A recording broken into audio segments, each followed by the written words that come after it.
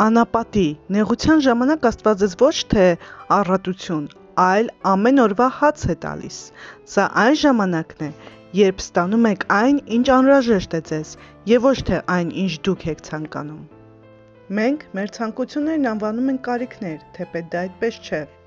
Փիլիպպեցիների 4:11-13-ում Պողոս առաքյալը հետևյալն է ասում. ոչ թե կարոտության պատճառով եմ ասում, որովհետև սովորեցի ինչի միջով որ կամ նրանով բավական լինեմ։ Գիտեմ պակասություն քաշելն էլ, ավելությունով լինելն էլ, ամեն բանի մեջ ամենին լավ տեղեկացված եմ, կշտանալն էլ, սոված լինելն էլ, ավելությունով ունենալն էլ, պակասություն քաշելն էլ, ամեն բան կարող եմ ինձ զորացնող Քրիստոսով։ Պողոսը սովորել էր գոհանալ դժվար ժամանակ եւ առատության ժամանակ, իրեն զորացնող Քրիստոսով։ Եթե մենք չունենք այն ամենը, ինչ թվում է պետք է ունենանք, մենք դա կոչում ենք կարիք։ Մարդկանց հավատքի եւ նրանց հոգեվոր վիճակի մասին մենք դատում ենք նրանով, թե ինչ ունեն, բնավորությանը նայելու փոխարեն, որ ավելի կարևոր է։ Իսրայելի ժողովուրդը Եգիպտոսից դուրս եկավ եգիպտացիներից հավաքած մեծ հարստությամբ, ոսկի եւ արծաթ հրաշալի հագուստներով, նրանք թանկագին մետաղներն օգտագործեցին անապատում կուռք սարքելու համար, վառ հագուստներ հագան եւ սկսեցին պարել դրա շուրջ։ Այն, որ նրանք շատ հարստություն ունեին, չորոշեց նրանց բարեպաշտությունն, այլ ընդհակառակը։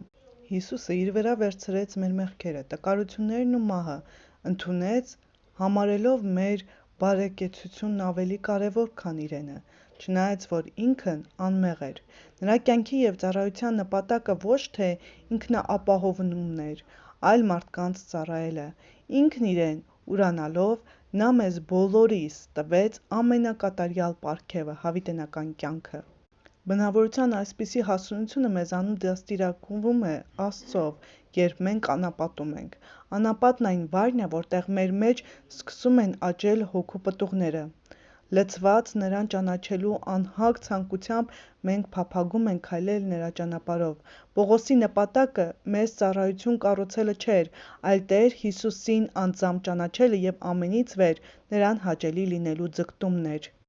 Անապատը անջուր տեղ է, այնտեղ կարող է լինել հոգևոր, ֆինանսական, սոցիալական կամ ֆիզիկական երաշտ։ Անապատում Աստված մեզ ամենօրվա հաց է տալիս եւ ոչ թե առատություն։